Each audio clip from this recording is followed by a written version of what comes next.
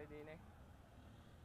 Putol ng exhaust bolt ating ire-retread. Ayan. Ayaw pasila madilim. Ayan, putol. Buti natin yung head, tapos ating yan,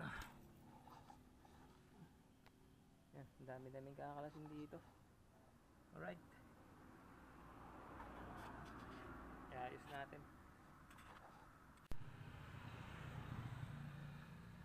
Ito na, nahugot na natin. Rosy Sik. Rosy Sik.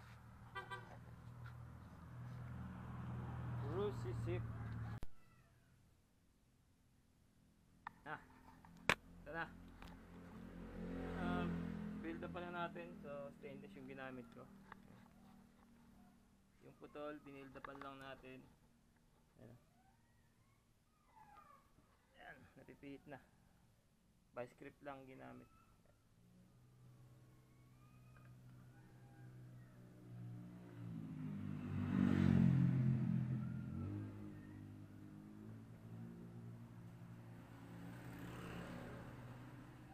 Alright, sumama na yung thread. Ngayon, babarinahin na lang natin ito, tapos sasalpakan ko ng panibagong 12mm na may ulo, tapos gagrinderin yung ulo para maputol. Gagamitin natin ng cutting disc para papantay natin dito. Hanggang dito lang. Ka-level lang nito yung putol. Magiging 10-12 lang yung tornilyo niya. Alright, ito sa kada daw ito eh. Maganda putol na lang ulit. Alright, hindi na raw muna ito. Ayan, kulang sa budget eh. Alright, yun lang. Update tayo mamaya pag isasalpa ko na. Okay, so ito na yung barena. Ayan, drill bit, pambakal, pang stainless ang gagamitin ko. Tapos ayan, pang retread. Alright, hand tap tawag dyan. Okay, retread na natin. Alright, so ito na, retread na yan. Lagyan na lang natin ng 12mm na bolt. Ayan, kung gusto nyo makakita kung paano ko ni-retread, punta lang kayo sa page. Ayan, punta lang kayo sa page. Ayan, may reels ako dun. Alright, may reels akong ginawa.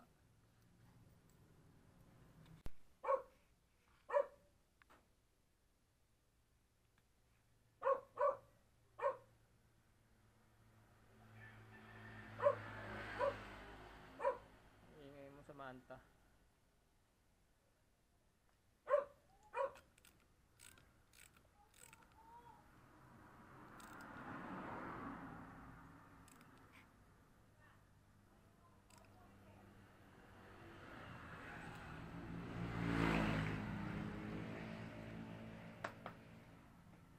Tapos puputulin na natin dito.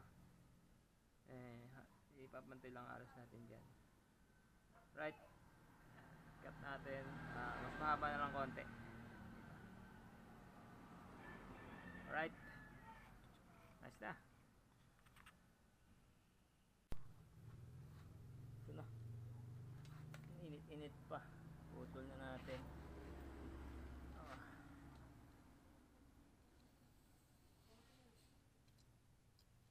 Kaya pang pumasok.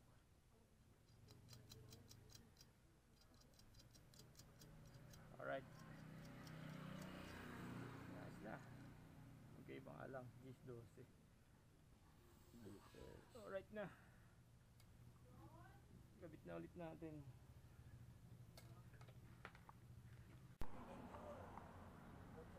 Ito na, nakakabit na mga idol.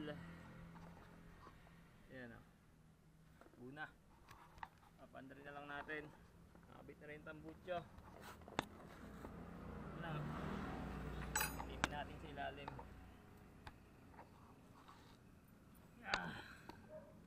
Kita ba? Yan, yan. Basta. Alright. Out. Stop. location mga idol, kay Quito, Indang Cavite. Puntahan nyo na lang. Alright. Testingin natin. Hindi ko sure kung may singaw o wala. Kaya siguro naputol dyan kasi baka may singaw. Pinipwersa yung higpit. Kabit lang natin yung battery. Tapos testingin na natin. Alright. Yan. Upuan na lang. Nakakabit na yung battery. Testing na tayo. Tapos yung cover dito. Yung cover. Yun o. One click. Singaw. Walang singaw. Alright. Walang singaw.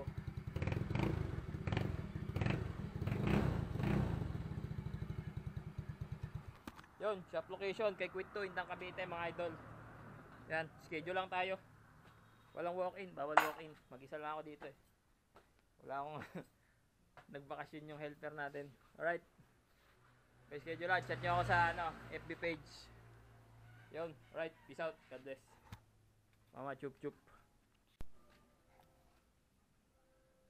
Ito na. Hindi pa tayo nakakapagpa-rebor. Dadali natin sa 13 Martires mga idol. Yan. Ito, naka-ready na yung piston natin. Mabili na ako ng 450 Makoto. Ito yung black. Dinala ko na kaya lang punuan.